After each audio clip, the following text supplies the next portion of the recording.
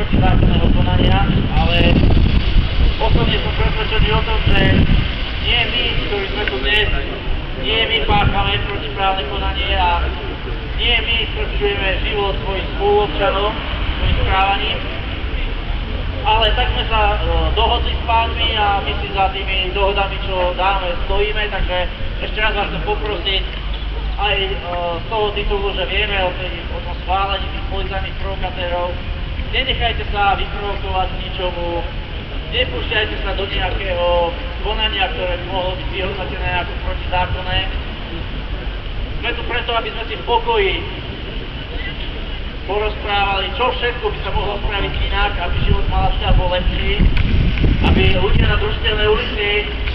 sa nemuseli báť o svoj majetok, nemuseli sa báť vyhrážok,